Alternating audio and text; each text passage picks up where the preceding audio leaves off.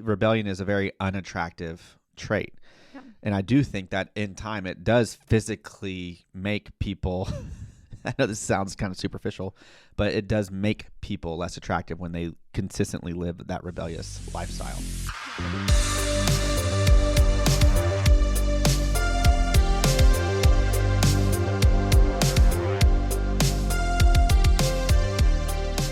Hi, and welcome to the Biblically Centered Podcast. Hello.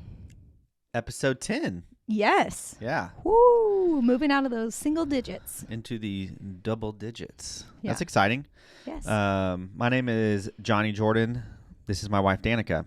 Hello. We're happy to be here post-Thanksgiving. Yes. This is our first episode after Thanksgiving. At least recording after Thanksgiving. Yes. So just real quick, hit us with our mission statement. Sure. Biblically Centered equips your family with knowledge and conversations for you to live and defend your Christian faith. Awesome. Yes. So we are moving on to Virtue I today. Yes. This podcast goes through the 26 virtues that Biblically Centered is centered around. Yes. And so today, is Virtue I, which we'll get to in just a second. But like I said, this is our first episode after Thanksgiving. Mm-hmm. So we had a good Thanksgiving. Yeah, I would say so. We hosted. What were your takeaways? My takeaways was food was dialed in. Yeah. Excellent. I would have put most of our food, if not all of our food, against. Is wonderful. Yeah.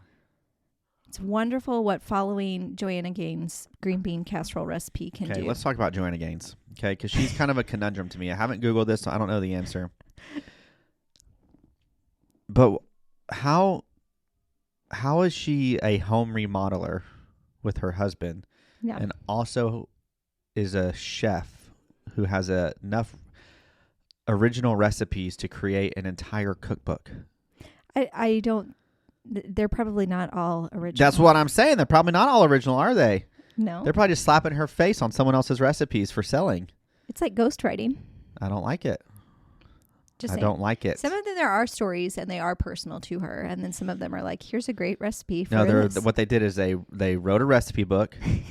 They sent it to her and they said, make up stories about each one of these recipes. And she's like, well, my grandfather before he died taught me his green bean recipe.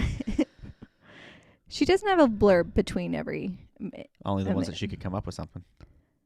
Right, but anyways. You know what I mean? It's like just so random to me. It's like, here's this random couple who has a good personality for TV, and her husband does remodeling stuff, so we're going to have them do a very successful remodeling TV show. And then... I feel like you might be losing some of our listeners here with Sorry. this. It's just, It's ghostwriting on a lot of those. It happens. It's okay. It just doesn't seem very honest. It's fine. If someone wants to So we did Joanna Gaines' green bean casserole recipe, which is great. If someone doesn't care about selling their recipe to someone to sell to make a profit, that's fine.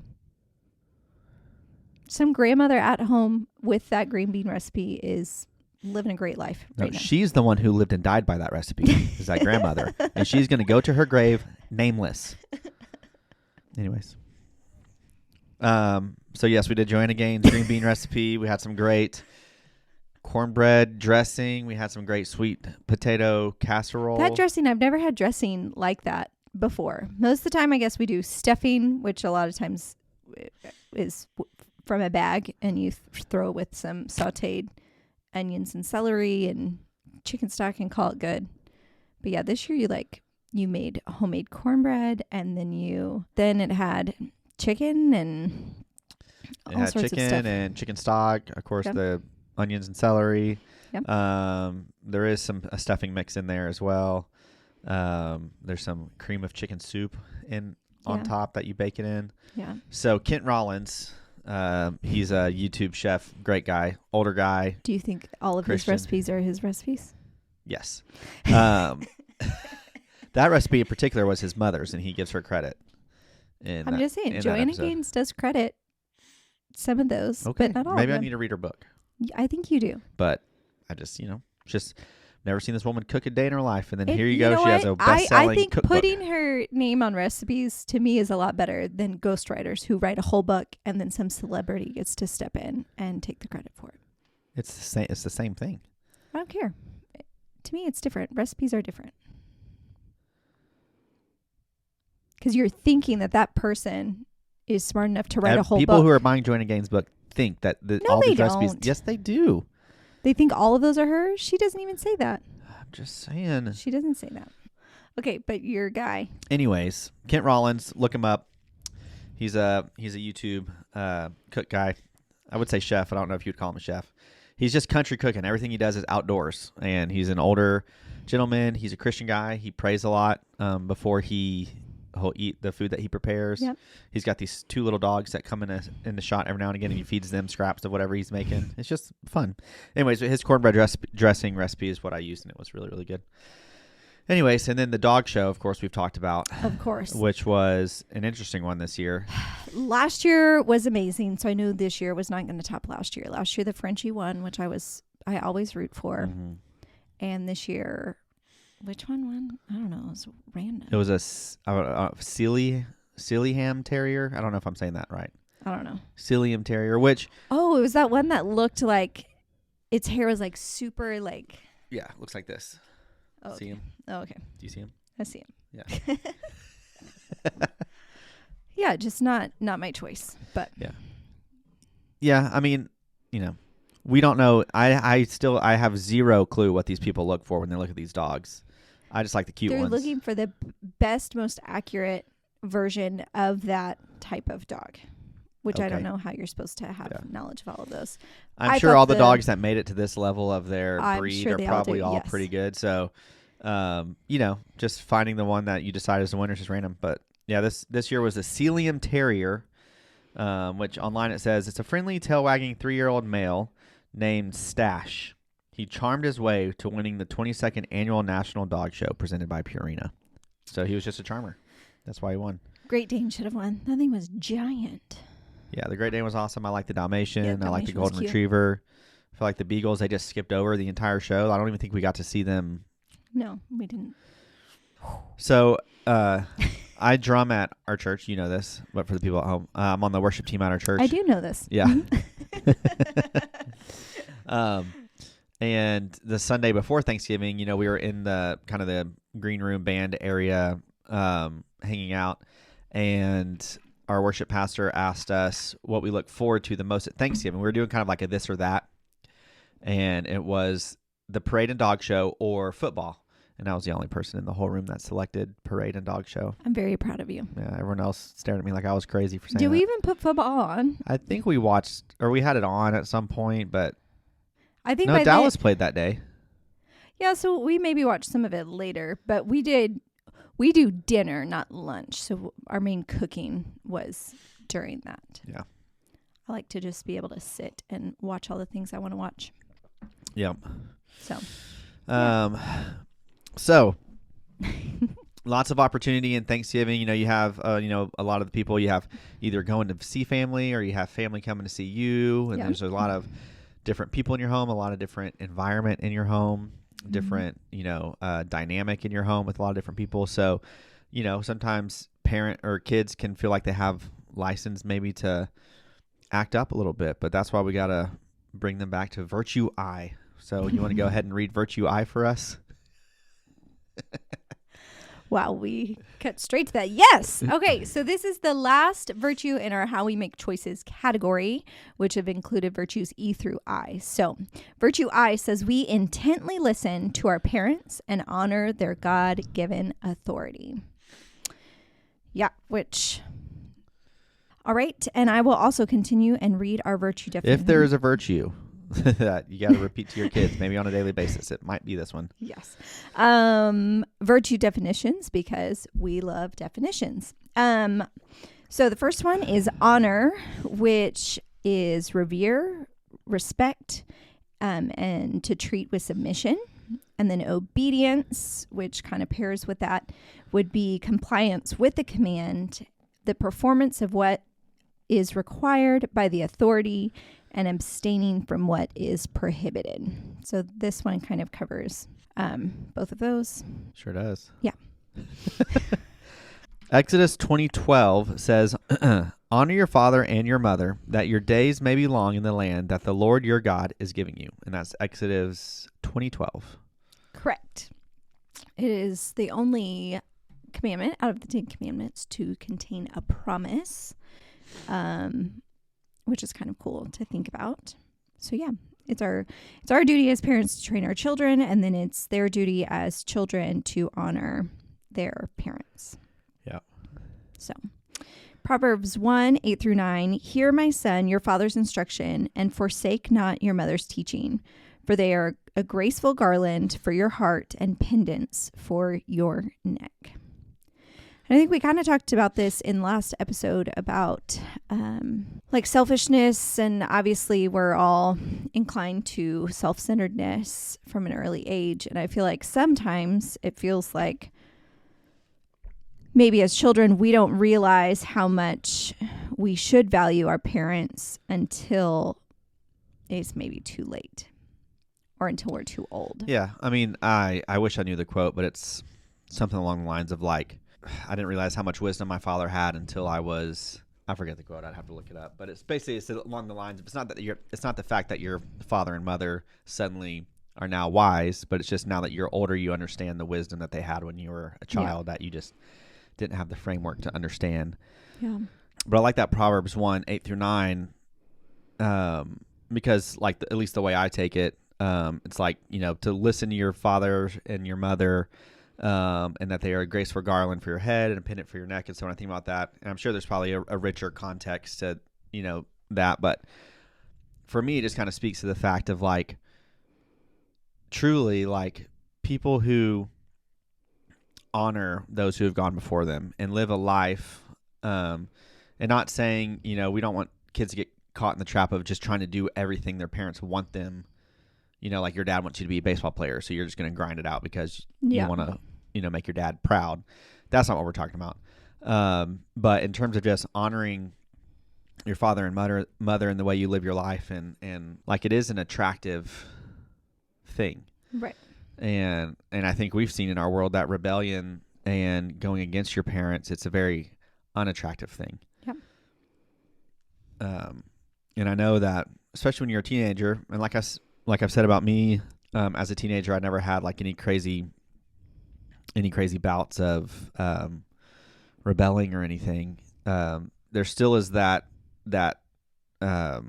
temptation, especially in those years of trying to find yourself, which I feel like is what the teenage years are. Like you hit puberty and you're experiencing all these things for the first time, and you're trying to, and then you're also trying to really, really framework out your worldview and your life, and you're starting to think more so about your life outside of your parents' home. And so you're kind of there's a lot of transition happening there. And so the temptation is just to kind of like go, haywire and try to hit all the, anyways, I know we've talked about that before, but rebellion oftentimes, literally, and I don't need to give specific examples, but literally rebellion is a very unattractive trait.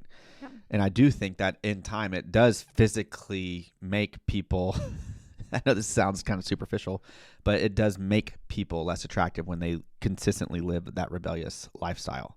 Yeah. But there is something honoring, there is something attractive about meeting people who are solid in knowing who they are, and yet also solid in honoring and respecting their mother and father. Well, and speaking back to when you and I first met, we were in high school. I met Johnny when I was 16. And one of the things that I liked was, you were a year and a half older. So yeah, that was super nice. Cool. So all black. Cool. I had wristbands on. My ears were pierced. Yeah. Super cool. So cool. Yeah. But one of the things that I did like was that you did respect your parents. And I asked you about your parents, and you were like, oh yeah, my parents are so cool. And you talked about them. And I was like, this is the first kind of boy or guy that like I've started talking to that thinks it's okay to talk about your parents. Like other people are like, oh, why are we going to talk about my parents? But you respected them enough to, and loved them. I mean, not that other people didn't, but you had come to that point of already knowing those things. And again, so that was a good difference between you and other Right. people. Well, and it's not to say that I never had conflict in the home with my parents. I mean, there's definitely differences in opinion. Yeah. And my mom and dad have different personalities as well. And so, there's definitely conflict, but and I think this verse truly about honoring your mother and father is just kind of always stuck with me. And so even through the hard times or the thick and the thin, like I just always felt like I've maintained a respect and a healthy relationship with my parents. So, well, I think what you said earlier too, it's not about being like authoritative or dictatorship. That's not ultimately what parenting is, even though sometimes it feels like it has to be. Yeah. But the point of these biblical virtues is that our family is following them together. And so if the parents are following these virtues, then you're leading and you're guiding with your God-given authority is going to be much different than just we're parents and we're in authority. Right. You're going to be guiding and leading with these virtues, which make you more like Christ, which makes it easier and I think better for your children to listen. Yeah. Because you're not speaking from just you and your self-centeredness as a parent. You're speaking from representing Christ. And that's what we want to do. So, Proverbs 22:6 says, train up a child in the way he should go. Even when he is old, he will not depart from it.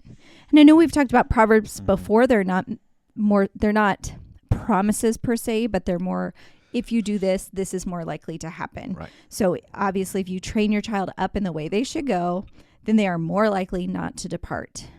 And so a lot about the virtues that we have written, it's not just we didn't just write 26 sentences and stuck Bible verses with them.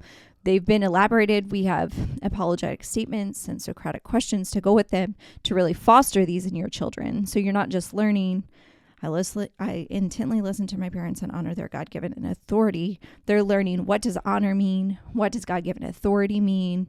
And how they're learning to grasp bigger concepts than just, this is what we believe. Yeah.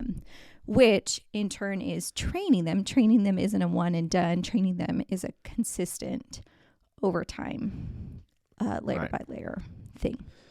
Yeah. And I know we haven't officially given biblically centered a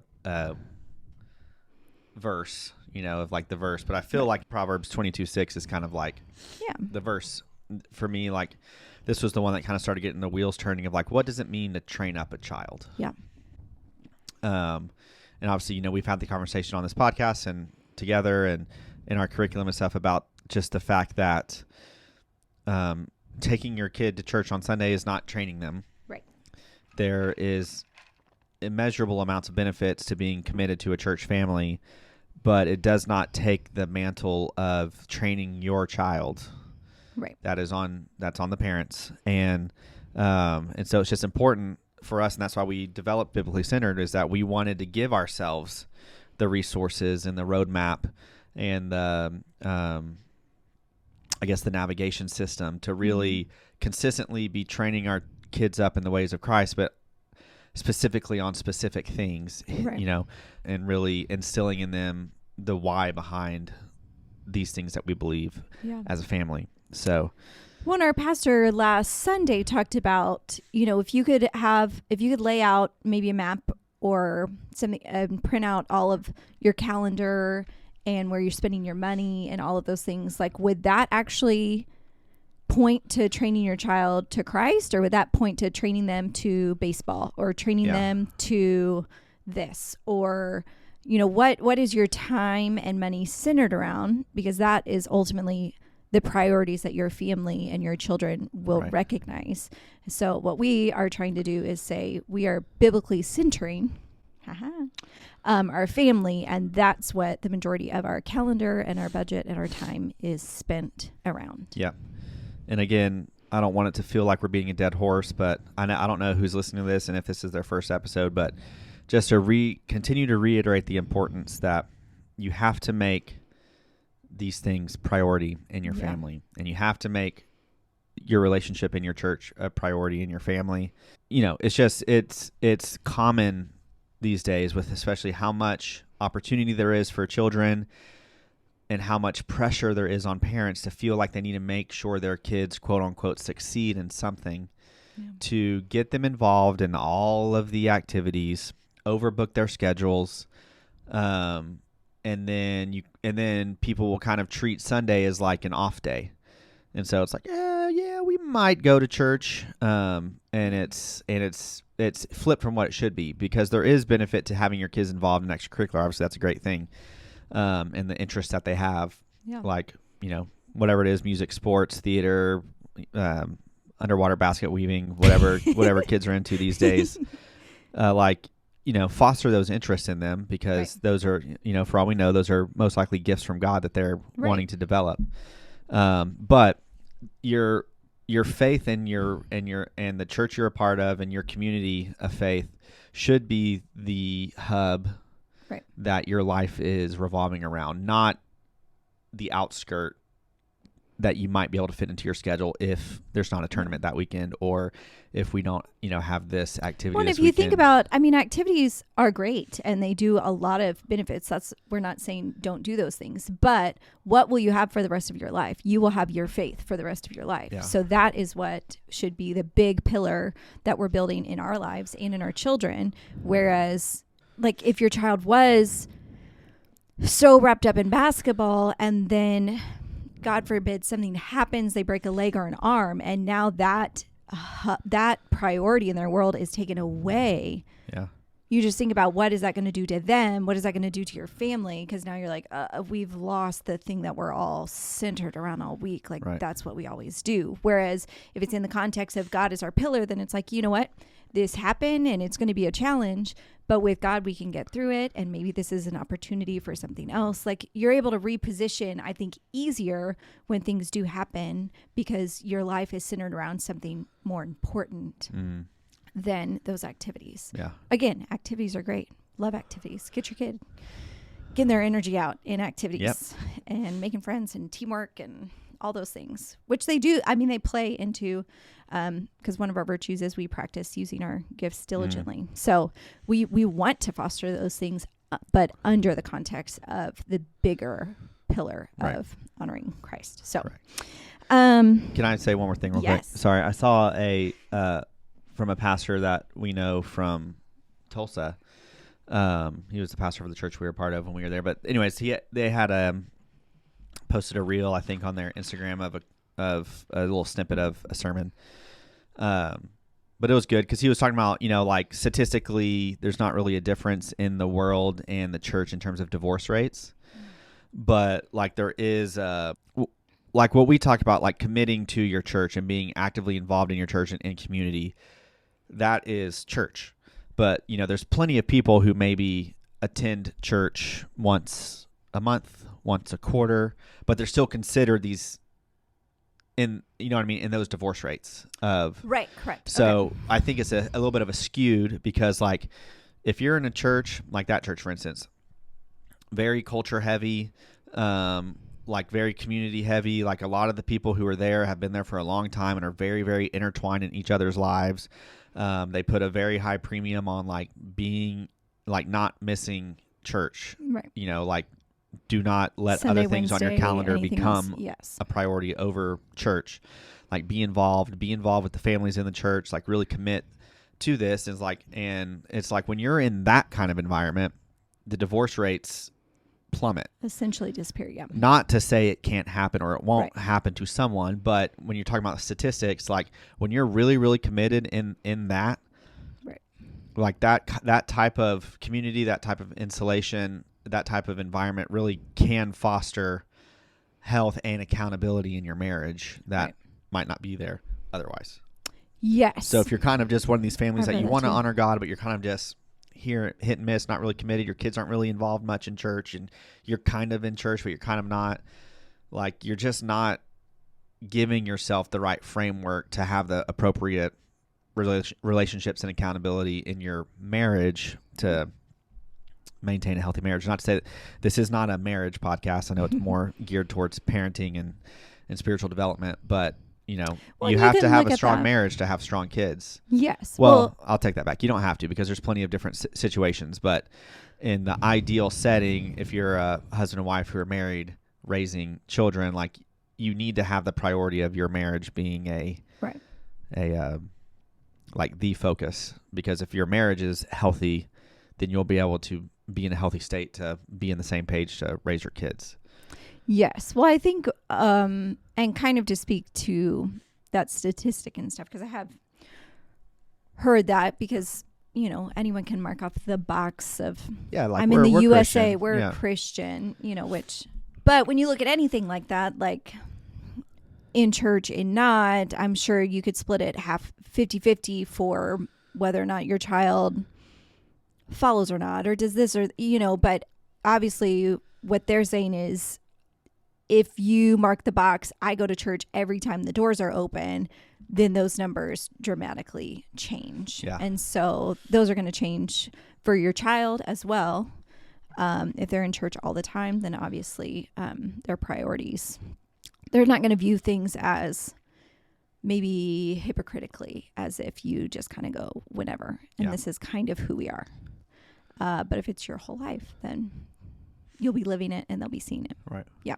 Proverbs 6:20 through 22. Sorry. My son, keep your father's commandment and forsake not your mother's teaching. Bind them on your heart always, tie them around your neck. When you walk, they will lead you. When you lie down, they will watch over you. And when you awake, they will talk with you. That kind of reiterates again in that Proverbs 1:8-9, of just both your parents, to keep what they've told you.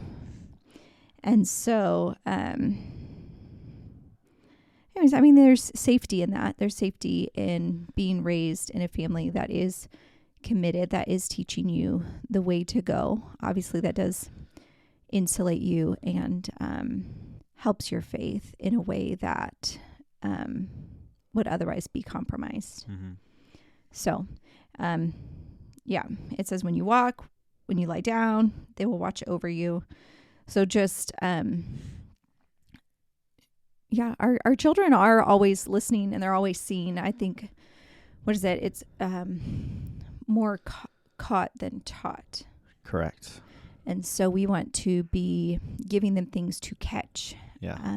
And so living our life according to Christ and biblical virtue is obviously a way for them to see that and to see how to walk through life with those things. And I know it's hard. And again, I keep trying to put myself back as best as I can, remembering how I viewed these topics as a kid and as a teenager. But just the importance of honoring your father and mother. It's not like, it's something that can bring joy to your life, fulfillment to your life. Jesus had great joy obeying his father, even in opposition. Yeah. And so, it's not always fun to honor your mother and father, but it really does provide a certain sense of health into your relationships and your spiritual health, especially as our kids continue to get older and start to really, because we kind of have all of our kids are relatively young. Our oldest is 7 currently. And so they're still our oldest is kind of starting to get more into a phase of asking some better questions and thinking a little bit more thoroughly and long-term about some of the things we believe and stuff. But it's just important for you as parents just to be prepared to have those conversations with your kids, because they're going to have a lot of questions about a lot of stuff in the faith. And so, yeah, and I guess I can plug our virtue curriculum, because, we really believe that our virtue curriculum is a great resource to give parents the correct tools to really be able to navigate those conversations. Mm-hmm. Well, it's not to say that you have to know the right answer all the time, because I don't know all the right answers all the time, but how you Are you sure about that? Thank you. But it's how you respond in those moments of, they're asking because it's important to them. And so you want it to be important to you. And so your response maybe doesn't have to be like, I don't know, but your response could be, hey, you know what? That is a great question. Let's go find that out. Yeah.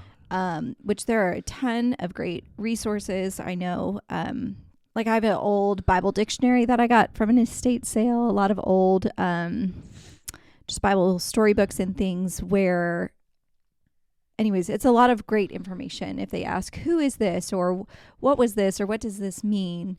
Just make sure you have some of those resources. And if you don't have them now, that's fine. But when they ask that question, don't shut it down, but say, I would love to talk to you about this. Let me figure out what I need to get. Natasha Crane has a lot of great books covering, she's got 40 questions to go with your kids about God, 40 questions about Jesus. She's got a lot of really great ones with just kind of a lot of those random questions that kids will ask that you're like, and you don't want to say the wrong thing or get tripped up, that are very concise just for you to kind of, let's talk about it. Right. And there is an aspect of that. It's kind of like it's not a this or that. It's a both and scenario where it's like, because we do believe also that the Holy Spirit will give you, correct, the right things to say or the right direction to take in a conversation, but don't just solely rely on that and then not be filling yourself with the word also, because oftentimes when the Holy Spirit gives us the words to say, if you have the word hidden in your heart, then oftentimes the words that get brought up will be scripture. Yeah. And the scripture is truth. Yeah. And it's not subject to your own whims, but so it's a both and scenario. It's not like, well, should I only rely on text and only rely on books and people who've gone before me, or should I just, see what the Holy Spirit wants me to say? It's do both, prepare for both. Yes. So to just kind of end on something to think about is, how do you view your parenting? Do you view it as ownership or being an ambassador? And so this, I believe I read about this in the Paul David Tripp's parenting book. So he defines ownership as what we want for our children and from our children. As in, our children don't actually belong to us. They're God's possessions for his purpose. And then being an ambassador is faithfully representing the message, methods, and character of the leader who has sent him. What does God in his grace have planned to do through us in our children? So, they're both, I think, aspects that we need to have, but ultimately, as parents, we are ambassadors showing them who God is. And I think we kind of talked about that in the last podcast about creating God-reliant, God-sufficient children, not self-reliant, self-sufficient. Right. So it's kind of that whole idea is we don't want to treat this as like, I own you, you are mine. Mm-hmm. They are our children, but God has graciously given them to us. So how are we as ambassadors leading them towards the one who is actually over their life? Right. And us being ambassadors too, like we're ambassadors of Christ.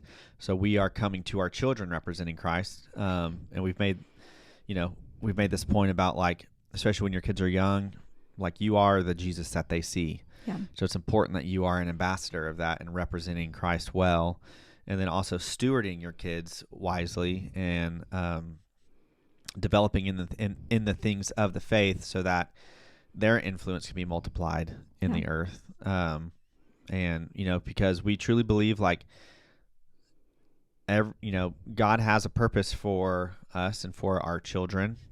The best thing we can do as parents is to try to help our kids find that purpose. The best way to do that is just to really be intentional and thoughtful in our approach with our kids when it comes to their faith and their spiritual development. And I know it's frustrating at times, but just trust the process, trust that you're putting in the work, honoring God in your approach with your children. And, like, just like it says in Proverbs, that, like, you're training them up in the way they should go. And even when you feel discouraged, if things aren't going how you think they should, or maybe there's a specific challenge in front of you that you're facing, like, just stay in it.